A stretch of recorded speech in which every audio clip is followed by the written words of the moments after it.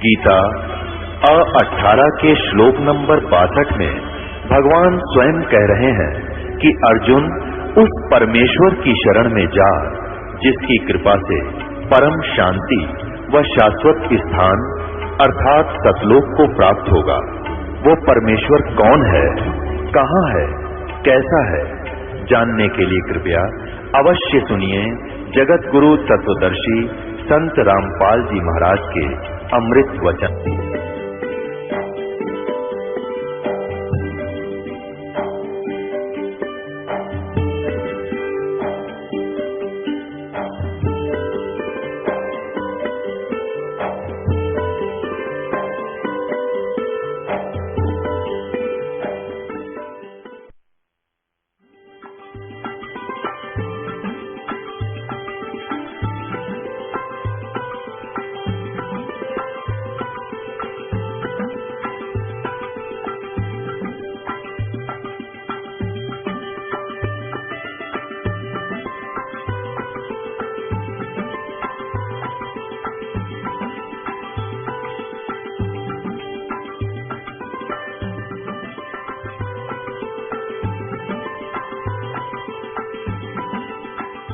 हम सुल्तानी नानक तारे दादू को उपदेश दिया, जात जुलाहा भेद न पाया, काशी माहे कबीर हुआ।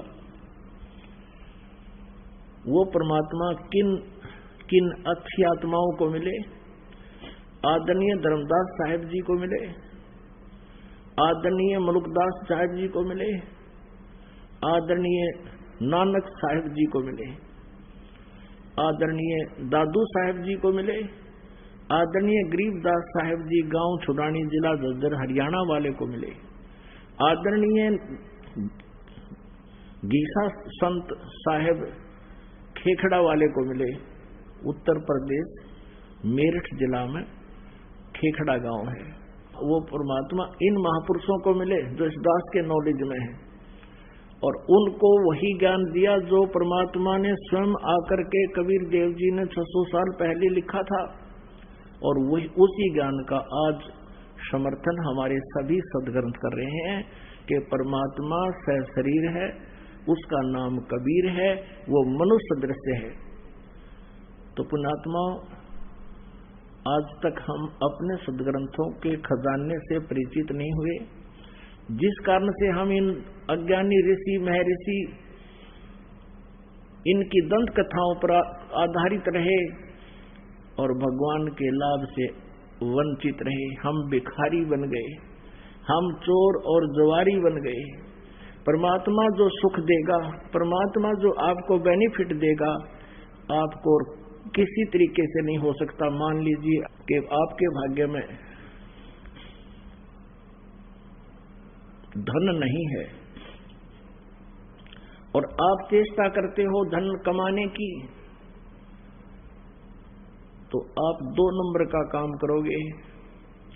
2 नंबर के काम से या चोरी से, ठगी से, मिलावट से, जो भी तुमने किया, मान लीजिए आपने पैसा इकट्ठा कर भी लिया, आपके भाग्य में तो है नहीं, वो रह नहीं सकता, वो पैसा जाएगा और आपके पास वो केवल पाप रह जाएंगे, धन रहेगा नहीं।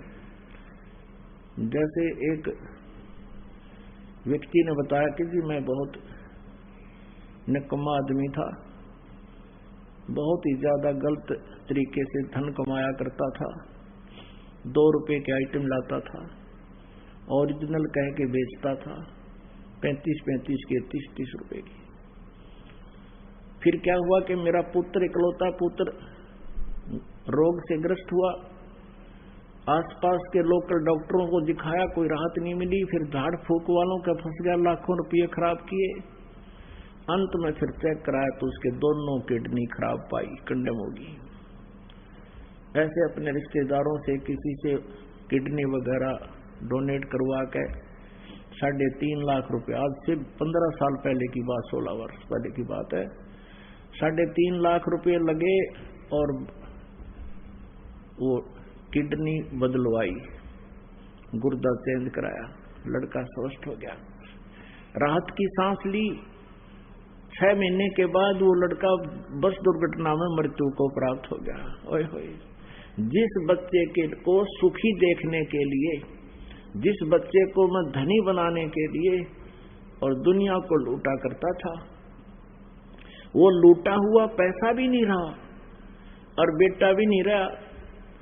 और फिर इस दास ने बताया कि तेरे पास क्या रहा, तेरे पाप कर्म रह गए, वो तना अभी भोगने बाकी है, और वो 2 नंबर से किया हुआ पैसा भी नहीं रहा और वो बेटा भी खो दिया इन पापों के करने से। तो पुण्यात्माओं, आप इस परमेश्वर कबीर जी पर विश्वास करके देखना और कुछ दिन सत्साधना करके देखना, आपके भाग्य में ना होगा तो भी परमात्मा आपको देगा। अब कहते हैं जय तुझे धन भी चाहिए तो मेरी साधना कर, इतना धन दे दूंगा तेरे सूत में नहीं आओगा। लेकिन पुण्यात्माओं, आप जी का उद्देश्य धन कमाना ही नहीं होना चाहिए। इस ज्ञान के आधार से आपका मुख्य उद्देश्य ये हो कि मेरी जन्म और मृत्यु का रोग कटे, और जब तक हे भगवान इस काल के लोक में हम रहें और आपकी भक्ति करें, तब तक हमें इतना दीजिए साईं, इतना दीजिए जामे कुटुंब समावे, हम भी भूखे ना रहें, अतिथि ना भूखा जाए। तो ये आपको अवश्य देगा, ये पूर्ण परमात्मा है। आज का जो सत्संग था वो इस विषय पर था कि परमात्मा कैसा है, उसको निराकार बता रहे हैं। सभी सदग्रंथ हमारे जो सभी पवित्र धर्मों के उसको साकार मनुष्य सदृश बता रहे हैं, उसका नाम कबीर बता रहे हैं।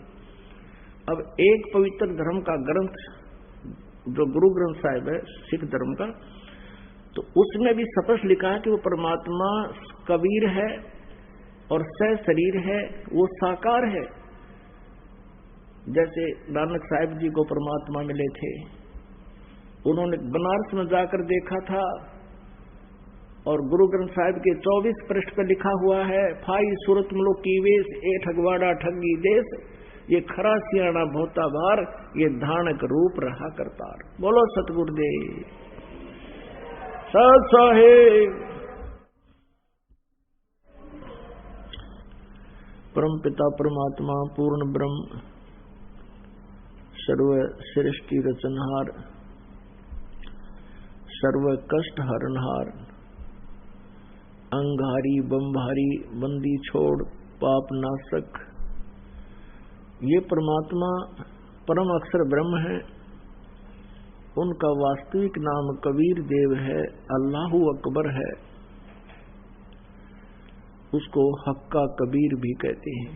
हक्का कबीर, अल्लाहु अकबर, कबीर देव, ये उसी परमात्मा के भाषा भिन्न नाम हैं। वो परमात्मा सतलोक से चलकर यहाँ अपनी प्यारी आत्माओं को कष्ट से मुक्त करने के लिए, काल के बंधन से मुक्त करने के लिए, आत्मा को भक्ति धन से धारण पोषण कराने के लिए, इसका परिपूर्ण करने के लिए वो परमेश्वर स्वयं ही आते हैं। उनका नाम कबीर देव है, हम उसे कबीर साहब कहते हैं। वो परमेश्वर इस कलयुग के अंदर सन 1398 में विक्रमी संवत 1455 जेठ उत्तरते की पूर्णमासी यानी ज्येष्ठ सुदी पूर्णिमा को भारतवर्ष की पवित्र भूमि, पवित्र काशी शहर के अंदर एक लहर तारा नामक तालाब के अंदर विकसित कमल के फूल के ऊपर विराजमान हुए थे, एक नवजात शिशु का रूप धारण करके।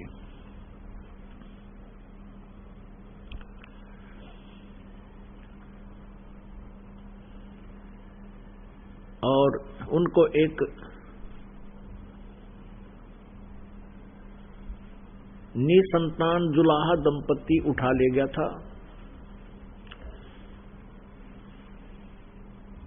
परमात्मा लीला में शरीर से धीरे धीरे बड़े हुए, फिर उस अपने मुंह बोले माता पिता के जो पैतृक कार्य था जुलाहे का, उसी कार्य को करने लगे।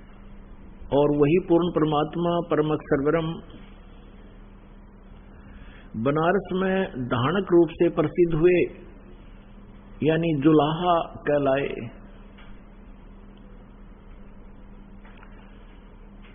पुण्यात्माओं, आप सभी काल के जाल में फंसे हुए हो। यहाँ का जो मालिक है, यहाँ का जो स्वामी है 21 ब्रह्मांड का, ये काल भगवान है। और हम अपनी गलती के कारण इस काल के जाल में फंस गए। हम सभी आत्माएं उस परम अक्षर ब्रह्म की हैं, हम सभी उसके बच्चे हैं। हम उस परमेश्वर के वचन से उत्पन्न हुए हैं, उन्हीं के शरीर से हम बाहर आए हैं। और हमें आत्मा का रूप परमात्मा ने ही दिया है। हम परमेश्वर कबीर जी के बच्चे हैं। जैसे किसी माता पिता का कोई संतान, बेटा या बेटी, किसी भी कारण से कुमार्ग पर चल पड़ता है, माता पिता को ज्ञान होता है कि भविष्य में इसके साथ कितनी आपदाएं आएंगी, इसके ऊपर ये कितना कष्ट उठाएंगे। जिस कारण से वो माता पिता बड़े चिंतित होते हैं और हर संभव प्रयत्न करते हैं किसी प्रकार भी उन बच्चों को फिर से हम सुमार्ग पर लाएं। उसके लिए उन्होंने कितना ही कुछ भी क्यों ना करना पड़े, अपनी सामर्थ्य के आधार से वो पूरा प्रयत्न करते हैं। लेकिन फिर भी वो नालायक बालक नहीं मानते हैं, तो भी माता पिता चिंतित ही रहते हैं, उनके भविष्य का उनको पता होता है। ठीक इसी प्रकार परमेश्वर कबीर देव जी वो पूर्ण परमात्मा हमारे लिए सदा चिंतित रहते हैं कि काल ने इनको यहां त्रिगुणमयी माया का नशा करा दिया और इस काल के ब्रह्मांड रूपी कुएं में, इस ब्रह्मांड रूपी कुएं में ये त्रिगुणमयी माया रूपी भांग डाल दी काल ने। और इस भांग के नशे में आप जी सभी के सभी परमात्मा को भूलकर इसी गड्ढे में पड़े हुए हो। परमेश्वर कबीर देव जी कहते हैं, कबीर ये माया अटपटी, सब घट आण अड़ी, और किस किस को समझाऊं, या तक कुआं भांग पड़ी। पुण्यात्माओं, आप जी यहां पर जिस वस्तु की डिमांड करते हो, परमात्मा से जो कुछ भी मांगने आते हो, वो क्या मांगते हो? जब तक आपको तत्व ज्ञान नहीं होता तब तक क्या डिमांड करते हो? निसंतान संतान की इच्छा लेकर ही यहां आते हैं। और कोई निर्धन है जिसके पास धन नहीं है, वो केवल धन ही मांगने आता है। किसी को कोई बीमारी, कष्ट, रोग या कोई अन्य प्रेत बाधा है, पितृ बाधा है, या देव के कारण कोई कष्ट है, तो उसका निवारण ही लेकर आते हैं, उसकी निवारण की इच्छा ही लेकर यहाँ आते हैं। पुण्यात्माओं, जिसमें आप जी को ये तत्व ज्ञान समझ में आएगा, तत्व ज्ञान हो जाएगा, उस समय आप ये डिमांड भूल जाओगे। कौन सी डिमांड? नंबर 1 संतान की, और नंबर 2 घने धन प्राप्ति की। तीसरी जो आपकी इच्छा है कि आपके ऊपर कोई प्रेत बाधा है, कोई पितृ बाधा है, कोई देव का प्रकोप है, ये इसका निवारण आपका ठीक है। ये अवश्य इसके कारण भी यहां आने वाले को बहुत लाभ मिलेगा। अब सीधे से शब्दों में ये दास ये कहना चाहता है कि कोई भी प्राणी किसी भी आशा या इच्छा या किसी भी कष्ट या संकट के कारण परमात्मा के दरबार में आ जाते हैं। धन्य है वो प्राणी और धन्य है उनके माता पिता जिनसे जन्म हुआ, क्योंकि यहां आने से आपको तत्व ज्ञान होगा, पूरा अध्यात्म ज्ञान हो जाएगा, सभी कर्मों से आप परिचित हो जाओगे और फिर आप जिस इच्छा को लेकर आए हो उन इच्छाओं को भी परमात्मा से पाओगे, वो भी पूर्ति होगी। लेकिन वो कितनी होगी? जो आपके हित में होगी। जो आपके हित में नहीं होगी वो इच्छा आपकी यहां पूर्ण नहीं होगी। भले ही आप जी ये सोचते रहोगे कि मुझे ऐसा होना चाहिए था, मुझे ये होना चाहिए था, वो आपकी अपनी सोच होगी। परमात्मा क्या करेंगे वो परमात्मा ही जाने। जैसे एक रोगी व्यक्ति किसी अच्छे डॉक्टर के पास जाता है और वहां जाने के बाद फिर वो डॉक्टर को समर्पित हो जाता है। वो डॉक्टर फिर जो भी ट्रीटमेंट करता है उस मरीज के हित में ही करता है।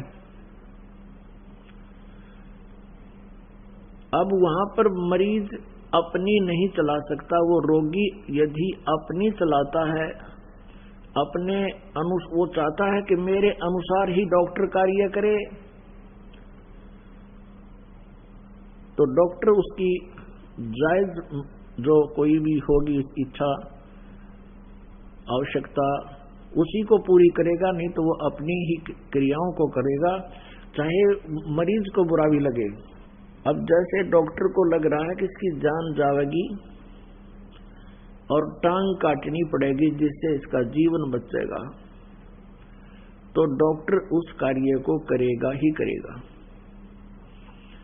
आपकी राय अवश्य लेगा कि तू मरना चाहता है या जीवन चाहता है, तो जीवन चाहता है तो तेरी टांग काटनी पड़ेगी। तो फिर वो मरीज भी स्वीकृति दे देता। वैसे तो रोगी नहीं चाहता कि मेरी टांग कटे, लेकिन जीवन रक्षा के लिए वो टांग कटवाना भी उचित ही समझता है और बिल्कुल ठीक है। ठीक इसी प्रकार पुण्यात्माओं, आप यहां परमात्मा के दरबार में आए हो और ये वो हॉस्पिटल है जो आपके जन्म और मृत्यु के रोग को नाश करेगा, समाप्त करेगा। और जब तक जन्म और मृत्यु का रोग आपका नष्ट नहीं होगा तब तक आप सुखी नहीं हो सकते। श्रीमद् भगवत गीता अध्याय नंबर 18 के श्लोक नंबर 62 में कहा है गीता ज्ञानदाता ने कि अर्जुन तू सर्वभाव से उस परमेश्वर की शरण में जा जिसकी कृपा से तू परम शांति को और सनातन परम धाम को प्राप्त होगा, शाश्वत स्थान को। गीता जी अध्याय नंबर 15 के श्लोक नंबर 1 से 4 में कहा है कि पूर्ण परमात्मा के प्राप्ति के लिए तत्वदर्शी संत की आवश्यकता है। गीता जी अध्याय नंबर 4 के श्लोक 34 में कहा है कि उस परमात्म तत्व को यानी तत्व ज्ञान को तू तत्वदर्शी संतों से समझ। गीता जी अध्याय नंबर 15 के श्लोक नंबर 1 में उस तत्वदर्शी संत की पहचान बताई है कि ऊपर को जड़ और नीचे को तीनों गुण रूपी शाखा वाला ये संसार रूपी उल्टा लटका हुआ एक संसार रूपी वृक्ष समझो, और जो संत इसके सभी विभाग पत्तों सहित बता देगा। स वेदवित, वह वेद के तात्पर्य को जानने वाला है, अर्थात वो तत्वदर्शी संत है। परमेश्वर कबीर देव जी स्वयं ही तत्वदर्शी संत की भूमिका भी यहां आकर करते हैं। एक अच्छे नागरिक की भूमिका भी स्वयं ही करते हैं। एक नेक शिष्य का रोल भी वो परमात्मा स्वयं ही करके दिखाते हैं। और एक अच्छे कवि के रूप में भी वो सुप्रसिद्ध होते हैं, क्योंकि वो अपनी महिमा की वाणी लोकोक्तियों के माध्यम से सुनाते बोलते हैं, जिस कारण से वे कवि भी कहलाते हैं, लेकिन वो होते हैं परमेश्वर। तो परमेश्वर ने बताया है अपनी अमृत वाणी में, सच्चिदानंद घन ब्रह्म की वाणी में, कबीर वाणी में। कबीर अक्षर पुरुष एक पेड़ है, निरंजन वा की डार, और तीनों देवा शाखा है ये पात रूप संसार। ऊपर को जड़ तो वो परमात्मा स्वयं है, जिससे सभी ब्रह्मांडों का धारण पोषण होता है। जैसे वृक्ष को जड़ से ही पूरा आहार मिलता है, टहनी, तना, डार, पत्ते सभी उसी से आहार प्राप्त करते हैं, वो सबका धारण पोषण करने वाला होता है। तो वो तो पूर्ण परमात्मा परम अक्षर ब्रह्म स्वयं कबीर देव जी हैं। जमीन से बाहर जो दिखाई देता है वो तना होता है, उसको अक्षर पुरुष कहते हैं। गीता जी अध्याय नंबर 15 के श्लोक 16 और 17 में तीन पुरुष बताए हैं, सरपुरुष, अक्षर पुरुष और परम अक्षर पुरुष। 8वें अध्याय के 3 श्लोक में भी परम अक्षर पुरुष बताया है, जो तत्व ब्रह्म के बारे में जानकारी दी है। तो अक्षर पुरुष वो तना है, और मोटी डार जो है वो सर पुरुष है, सर पुरुष, जिसे ज्योत निरंजन भी कहते हैं, काल भी कहते हैं। उस काल के यानी सर पुरुष की फिर उस डार के 3 शाखाएं हैं। उसके पुत्र हैं रजगुण ब्रह्मा, सतगुण विष्णु, तमगुण शिव जी, और पात रूप हम संसार। तो यहां बताया है गीता जी अध्याय नंबर 15 के श्लोक नंबर 1 से 4 में कि जब तुझे तत्वदर्शी संत मिल जावे, इस अज्ञान रूपी अंधकार को और तत्व ज्ञान रूपी शस्त्र के द्वारा काट कर अर्थात इसको उस तत्व ज्ञान से समझकर उसके पश्चात परमेश्वर के उस परम पद की खोज करनी चाहिए, जहां जाने के बाद ये साधक फिर लौटकर कभी संसार में नहीं आते। और जिस परमेश्वर ने सारे ब्रह्मांडों की रचना की है, उसी की भक्ति करनी चाहिए और ये सोच ले कि मैं उसकी शरण में हूं। गीता ज्ञानदाता कहता है वो परमेश्वर कोई और है, मुझसे भिन्न है, उसकी जानकारी मैं भी नहीं रखता, तो दर्शी संत बताएंगे। गीता जी अध्याय नंबर 7 के श्लोक नंबर 29 में कहा है कि तत्व ब्रह्म, गीता जी अध्याय नंबर 7 के श्लोक 29 में कहा है कि मेरे इस ज्ञान को आश्रित करके, इस आश्रय करके, यानी मैं जो कह रहा हूं कि तत्वदर्शी संत की खोज करो, वो जो ज्ञान बताओ फिर उसे सुनो, और जो जरा और मरण से छूटने का प्रयत्न करते हैं वे तत्व ब्रह्म से, पूरे आध्यात्मिक ज्ञान से यानी तत्व ज्ञान से और सभी प्रकार के कर्मों से वो परिचित होते हैं, वही जरा और मरण से छूटने का प्रयत्न करते हैं। इस संसार की किसी भी वस्तु की डिमांड नहीं रखते। गीता जी अध्याय नंबर 8 के श्लोक नंबर 1 में अर्जुन ने पूछा, हे प्रभु, आपने जो 7वें अध्याय के 29वें श्लोक में जिस तत्वब्रह्म की जानकारी बताई है कि उसको जानकर और फिर अध्यात्म ज्ञान से परिचित व्यक्ति जरा और मरण से ही छूटने का, जरा माने वृद्ध अवस्था, बुढ़ापा का दुख, और मरण माने मृत्यु, के जो जरा और मरण से छूटने का ही प्रयत्न करते हैं, वो उस तत्वब्रह्म को जान चुके होते हैं, यहाँ की किसी वस्तु की इच्छा नहीं करते। 8वें अध्याय के 1 श्लोक में पूछा है, फिर किम तत्वब्रह्म, वो तत्वब्रह्म क्या है, ऐसी अनमोल वस्तु क्या है वो तत्वब्रह्म। जो गीता ज्ञानदाता से भी अन्य है।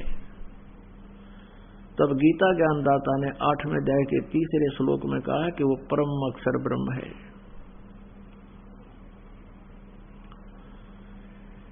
और उस परम अक्षर ब्रह्म की साधना करने से प्राणी फिर कभी लौटकर संसार में नहीं आते। उनका फिर जरा और मरण का संकट सदा के लिए समाप्त हो जाता है। जरा माने बुढ़ापा। पुण्यात्माओं, जब तक ये जीव किसी कष्ट को महसूस नहीं करता तब तक ये किसी के कहने से भी मानता नहीं, और जब इसके ऊपर आपदा आ जाती है फिर ये चिल्लाता फिरता है। आप पुण्यात्माओं, जो व्यक्ति वृद्ध हो चुके हैं उनके पास थोड़ी देर बैठा करो, उनका अनुभव सुनो, उनके साथ अब क्या बीत रही है।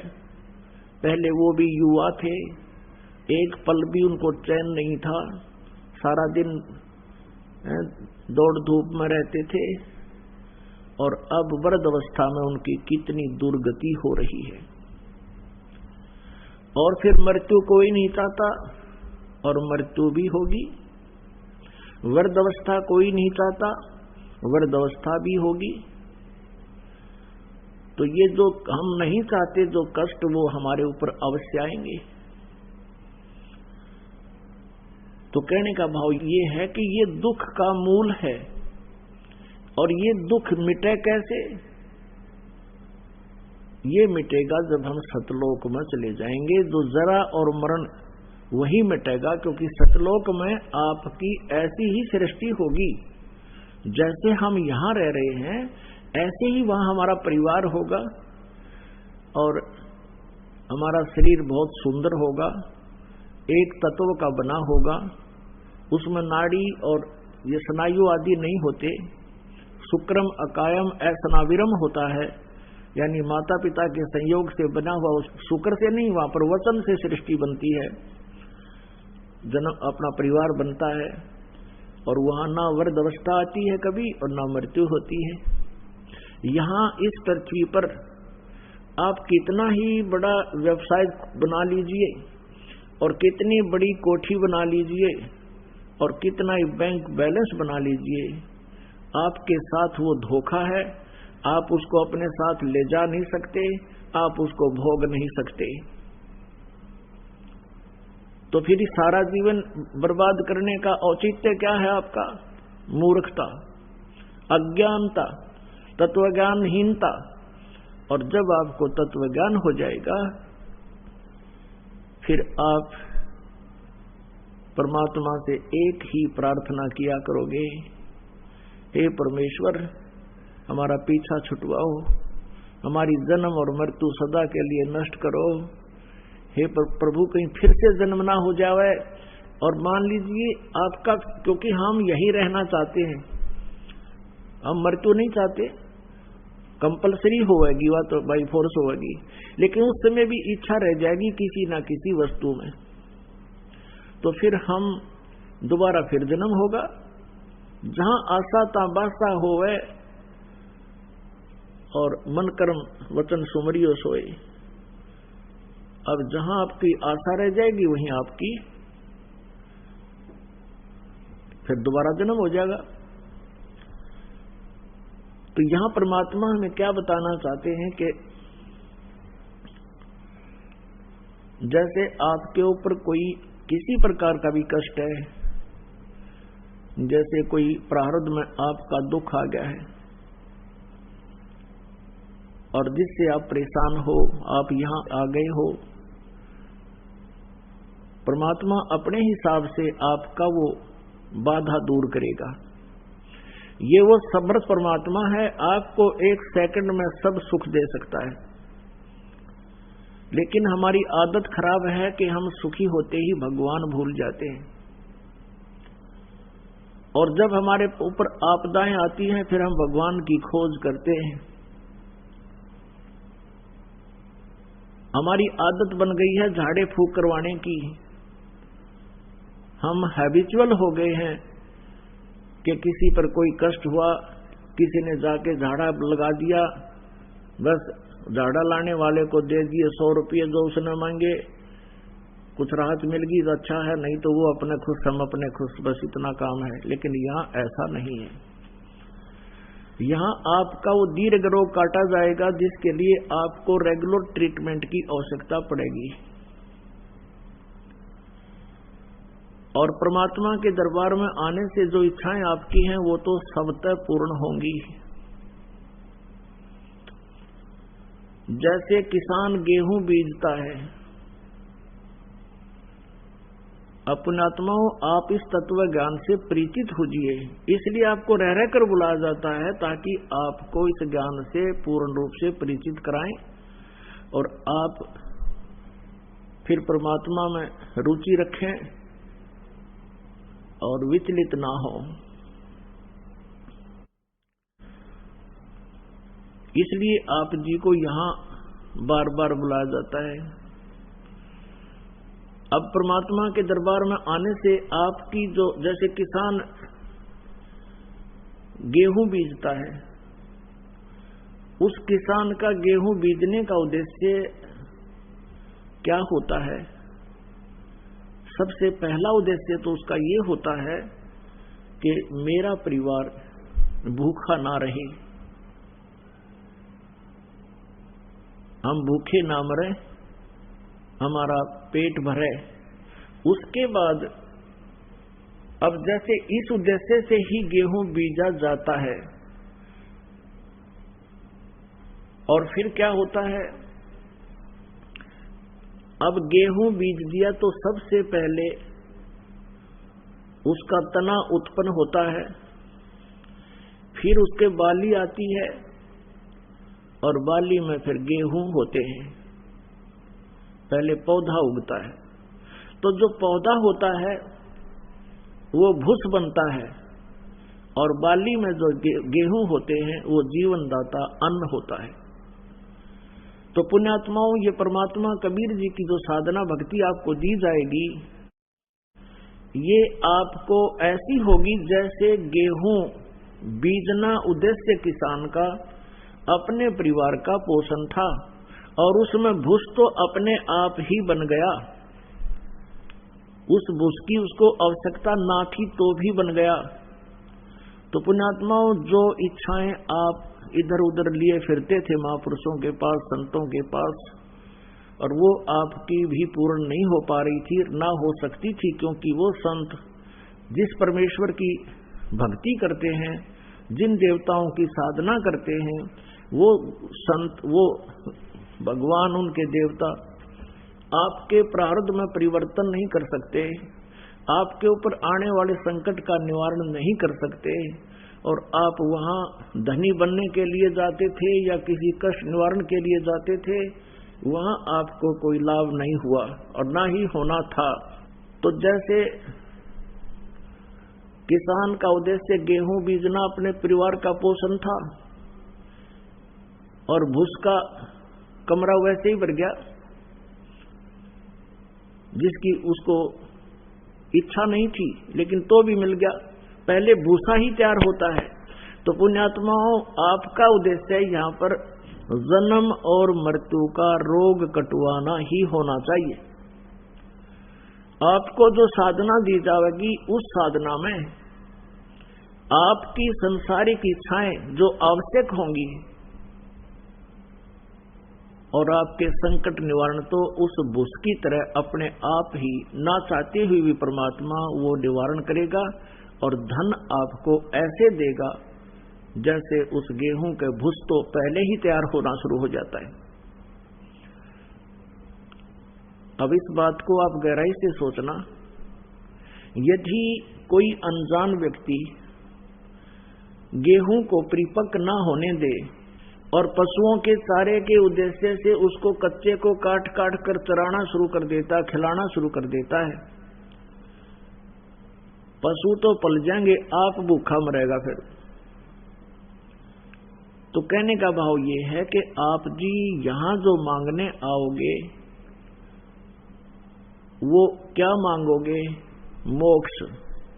आपका उद्देश्य मोक्ष हो, और उस मोक्ष के साथ साथ आपको जो संसारिक सुविधाएं आपको चाहिएंगी, आपके भाग्य में ना होगा तो भी भगवान देगा। आपके भाग्य में कोई आपत्ति होगी, मालिक वो नहीं देगा। आपत्ति का अर्थ है जैसे कई बहनें आती हैं संतानोत्पत्ति की, संतान की डिमांड करने, परमात्मा वो रजा भी उनको बख्श देता है। कई एक स्थिति ऐसी आती हैं जो परमात्मा की रजा होती है, लेकिन प्रार्थना करते हैं, आते हैं बहन बेटियां कि ऐसे ऐसे जी हमारा गर्भ गिर गया, हम उनको सांत्वना देते हैं, बेटी भक्ति करो, परमात्मा पर विश्वास रखो, फिर ठीक हो जाएगा। फिर भी वो प्रार्थना करती हैं 6 महीने साल के बाद कि जी दूसरा भी ऐसे ही खराब हो गया। तो उनको ये तत्व ज्ञान न होने से वो बहुत विचलित हो जाते हैं और भगवान से दूर चले जाते हैं। और मान लीजिए वहां उनको कृपा हो भी जा, कोई संतान उसके ठीक ठाक उत्पन्न होगी और वो संतान उसकी दुश्मन हो जाए आगे चलकर। दुश्मन कैसे हो जाते हैं? जैसे एक लड़के का विवाह हुआ, विवाह होने के बाद उस लड़के ने अपनी पत्नी को मारा पीटा दहेज के बारे में, उस लड़की ने आत्महत्या कर ली। वो माँ भी, बाप भी, बेटा भी और बहन भी सारी जेल में। अब यहाँ आप विश्वास रखना इस परमात्मा, क्योंकि हम जीव हैं, भगवान परमात्मा ही होता है। हम जीव संज्ञा से कुछ भी मांगते रहें वो नहीं देगा।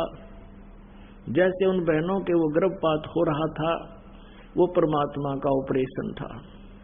यदि कोई ऐसी नालायक संतान आपके भाग्य में थी, उसको निवारण कर रहे थे, भगवान को दोष नहीं होता।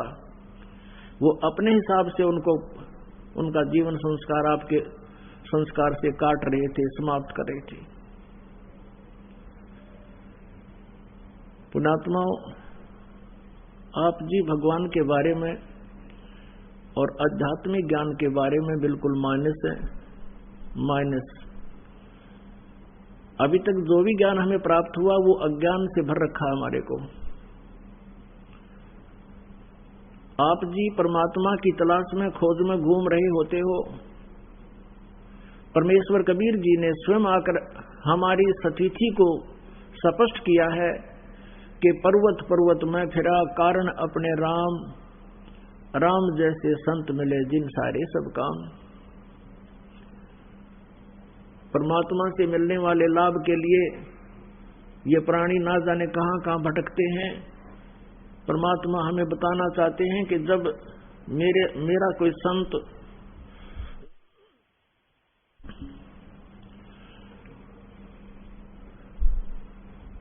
मेरे संत की शरण में जब आ जाते हैं तो उनके सभी कार्य शुरू हो जाते हैं, सिद्ध हो जाते हैं, प्रारंभ हो जाते हैं। उनके धीरे धीरे सारे कार्य, सब कार्य सिद्ध हो जाते हैं। उसके लिए बताया कि राम जैसे संत मिले जिन सारे सब काम। तो पुण्यात्माओं, आपका उद्देश्य जो है वो बदल जाना चाहिए इस ज्ञान के आधार से। रही बात संकट निवारण की, ये तो नहीं रहेगा आपके ऊपर। उसके लिए थोड़ा सा आपने धीरज रखना होगा। धीरे धीरे रे मना धीरे सब कुछ हो, माली सींचे 100 गड़ा समय आए फल हो। जैसे एक आम का पौधा बीजा जाता है और उसमें गड्ढा बनाकर उसमें सिंचाई शुरू कर दी जाती है, सैकड़ों घड़े पानी के उसमें डालते रहते हैं, 1, 2, 3 वर्ष 4 वर्ष तक, फिर वो पौधा पेड़ बन जाता है। और जब वो आम का पेड़ बड़ा हो जाता है, वो फिर फल देता है। और इतना फल देता है कि आप भी खा लो, पड़ोसी भी ले जाएं, साथ वाले, घर मकान वाले और रिश्तेदारों को भी भेज देना, वो खत्म नहीं होंगे।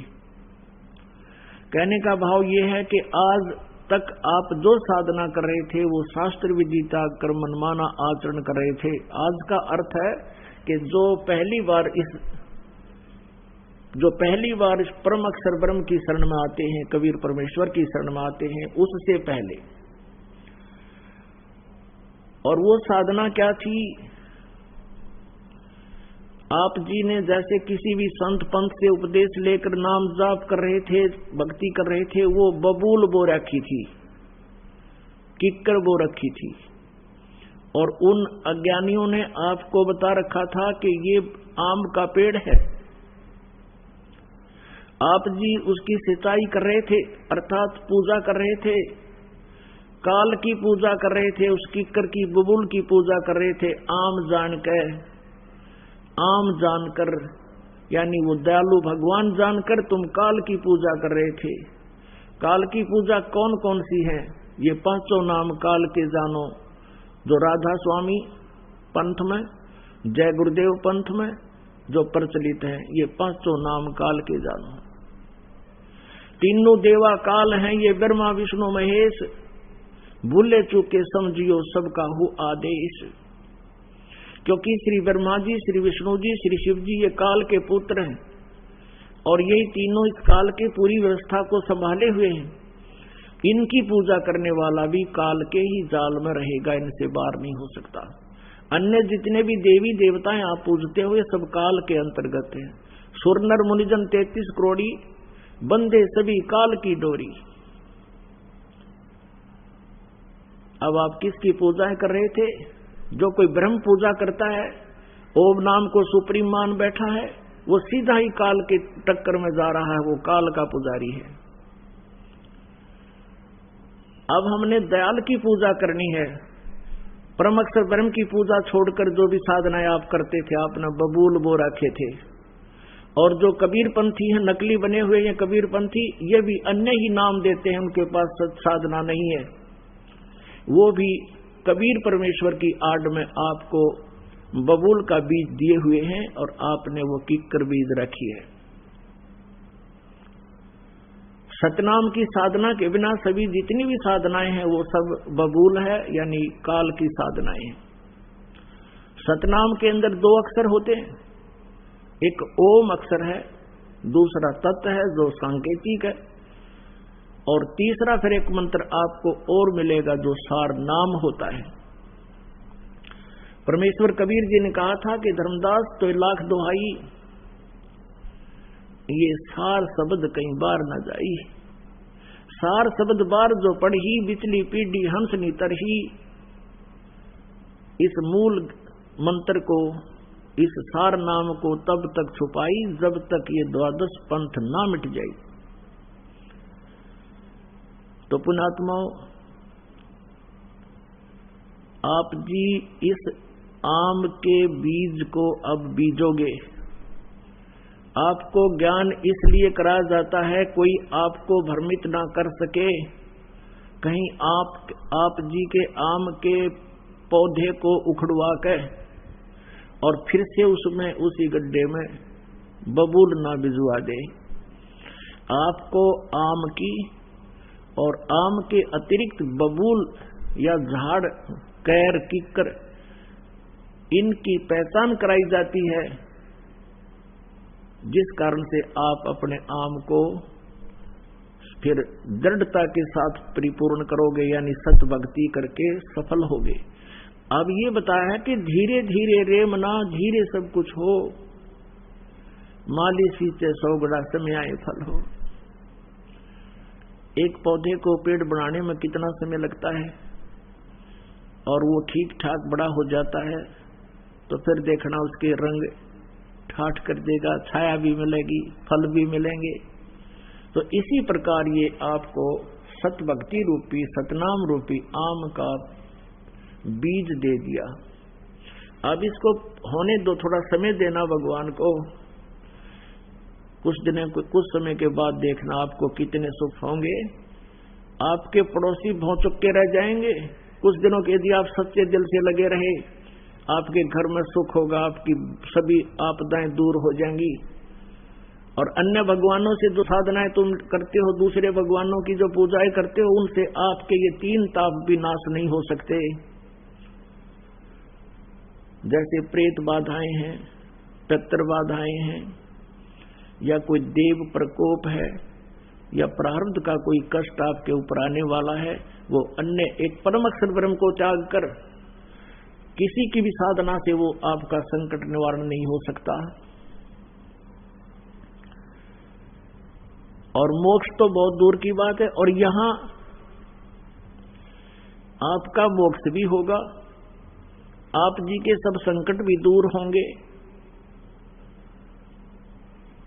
और आपका जीवन सुखी होगा। एक भक्त बता रहा था कि हमने आपका नाम लेने से पहले, यानी कबीर परमात्मा का, इस दास ये दास जो तो एक नौकर है उस परमपिता का, और ये समझ लो वो डॉक्टर है, ये दास कंपाउंडर है। उसका बताया हुआ जो कुछ भी ट्रीटमेंट है वो आपको दिया जाता है, और जो इसको ठीक ढंग से मर्यादा में रहता हुआ करेगा, वो सब रोग नष्ट हो जाएगा। तो उसने क्या बताया जी, यहां उपदेश लेने से पहले हम बहुत दुखी थे, प्रेत आत्माएं बहुत सताया करती थी, हम 4-5 भाई हैं, सभी को ये बाधाएं थी। हमने आपसे उपदेश ले लिया, कबीर परमात्मा की कृपा से हमारी तो बाधाएं समाप्त होगी, और वो सभी जो भूत प्रेत हमारे घर में थे वो दूसरे भाइयों के चले गए। अब वो वहां इकट्ठे हो गए, वो और ज्यादा उद्भस्तार दिया उन्होंने, पहले तो 1-1, 2-2 था, कई हो गए। उनके मन में ये भावना बन गई कि ये वहां बरवाला से नाम ले आए, इन्होंने हमारे ऊपर जादू जंतर करवा दिया, और हमारे साथ वो झगड़ा करने लगे कि तुमने अपने भूत मारा भेज दिए। अपने आत्माओं, जैसे हम किसी के भूत भेजते नहीं कीता, हम अपने भगत का प्रबंध कर देते हैं। कैसे? जैसे कमरे में ऑल आउट लगा दी, ऑल आउट लगाते ही मच्छर सारे भाग जाते हैं, वो फिर दूसरे कमरे में जाएंगे जिसमें ऑल आउट को नहीं। तो परमात्मा कबीर जी का जो सतनाम है, सच्चा नाम आपको दिया जाता है, प्रथम मंत्र भी और दूसरा मंत्र भी, ये ऑल आउट है। और जिस घर में ये ऑल आउट लग जाएगी वो मच्छर फिर दूसरे हैं कह जाएंगे भाई हम जंतर मंतर नहीं करते, और उनको भी चाहिए कि वो ऑल आउट लगा ले, वो भी ले जाएं अपना मंत्र यहां से, और उनका भी भाग जाएंगे फिर की तरह। तो पुण्यात्माओं, परमेश्वर को ना पहचान कर हम ऐसे भटक रहे थे। प्रसंग चला था कि भी कोई तो संतान ही मांगने आता है, कोई धन मांगने आता है, उसके लिए परमात्मा आपको एक थोड़ा सा गाइडलाइन देते हैं। भाई क्या मांगो कुछ थिर न रहाई, देखत नैन चला जग जाई, 1 लाख पूत 1.25 लाख नाती, उस रावण के दीवान बाती। ओए होए, कितना बढ़िया एग्जाम्पल दिया भगवान कबीर साहब ने। आप एक पुत्र प्राप्त करके के कला तोड़ोगे, नो बताओ। मान लीजिए परमात्मा, आप पुत्र प्राप्ति नहीं हुई आपको, और आप जी उस पुत्र प्राप्ति के लिए यहाँ आए हो, और परमेश्वर नहीं चाहता कि आपके संस्कार में कोई ऐसा निकम्मी संतान हो जो आपको आगे जाके बहुत दुखी कर दे, तो नहीं देगा। तो इस प्रकार संतान प्राप्ति ना हुई, बिना ज्ञान के वो प्राणी क्या करेंगे, फिर यहां से चले जाएंगे, फिर कहीं और धक्के खाएंगे। संतान तो वो होनी नहीं, क्योंकि यहां नहीं है तो कहीं और तो हो ही नहीं सकती। परमात्मा अगर चाहेंगे तो यहां सब कुछ दे सकते हैं। यहां आपको दिखाते हैं एक 27 साल की उम्र में। अब चक्कर क्या है, बिना ज्ञान के हम एक का डिमांड करते आए। कल एक भक्त का फोन आया, जी हमारा 27 साल में दया करी भगवान ने, और फिर बूंदा सा मुंह करके कहा जी इकट्ठी 2 लड़की होगी। मैं कहा तो मैडम मांगने संतान आए थे, ये बूंदा मुंह क्यों कर रहा है। अब तुम मांगण तो संतान आओ, तो परमात्मा ने सोची शायद ये इसी तरीके से लगे रहे तो भी अच्छा, 2 लड़की इकट्ठी दे दी। और फिर उसको समझा भाई परमात्मा की आत्मा है, लड़का हो या लड़की, या भूल भी मिटाओ तुम। तो हाँ, वो यहां से चले जाते हैं तो संतान तो उनको होनी नहीं। फिर क्या होता है, ये समाज काल प्रेरित होता है। उस बहन को कोई ना कोई पड़ोसन या कोई रिश्तेदार आकर के कहेगा कि बालक नहीं हुआ,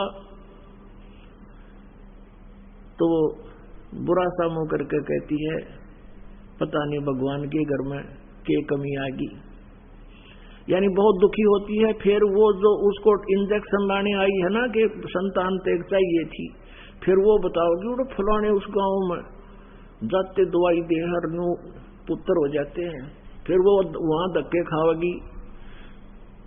तो पुण्यात्मा अंत में वो बहन मृत्यु को प्राप्त हो जाती है, संतान नहीं होती। इस काल के जाल को समझना।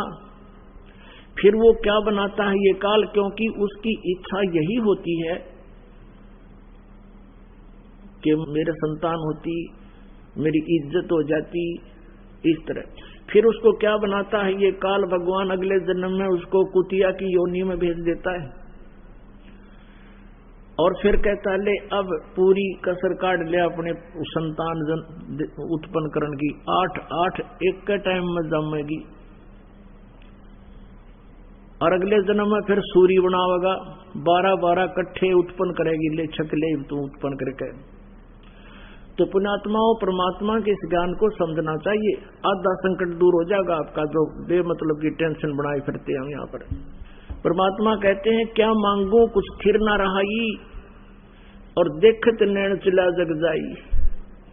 1 लाख पूत 1.25 लाख नाती, उस रावण के आज दीवान बाती।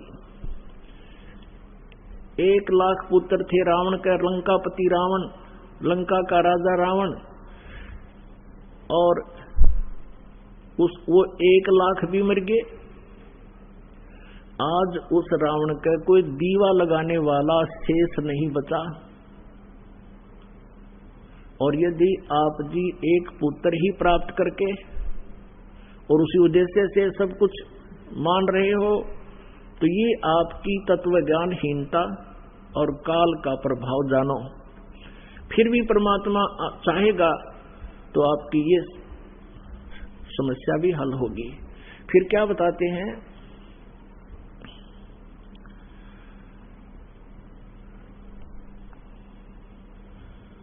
परमात्मा कहते हैं आवत संग ना कोई जात संगाती, क्या भया दर बांधे हाथी।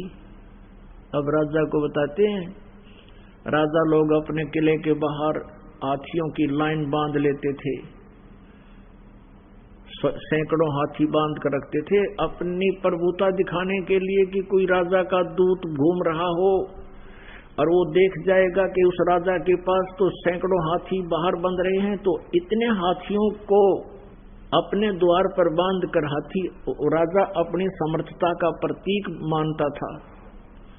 अब परमात्मा उसको कहते हैं, बोले प्राणी आवत संग ना कोई जात संगाती, क्या भया दर बांधे हाथी। दर माने द्वार पे। कहे कबीर अंत की बारी, हाथ झाड़ जैसे चला जुआरी। ओए होए, जो तुम इस कुमत में कुभद में लगे रहते हो सारा जीवन, कार कोठी बनावे, बड़ी बड़ी फैक्ट्री लगा लें, भगवान की भक्ति करते नहीं, जिसको जो भी मिलना था, कोई सेठ बना है अपने पूर्व जन्म के संस्कार शुभ कर्मों से, कोई अच्छा राजा बना है, कोई मंत्री मुख्यमंत्री बना है, वो भी अपने पूर्व जन्म के शुभ संस्कारों से पुण्यों से। और यदि सत भक्ति नहीं करता है तो अंत में उसकी कैसी दुर्गति होगी, जैसे जुए में हारे हुए जुआरी की होती है, वो हाथ पीटता जाता है, अरे नाश हो गया, सब कुछ क्या लुट गया। कहते जैसे हाथ झाड़ कर चला जुआरी, कहे कबीर सुन अंत की बारी। अपनात्मा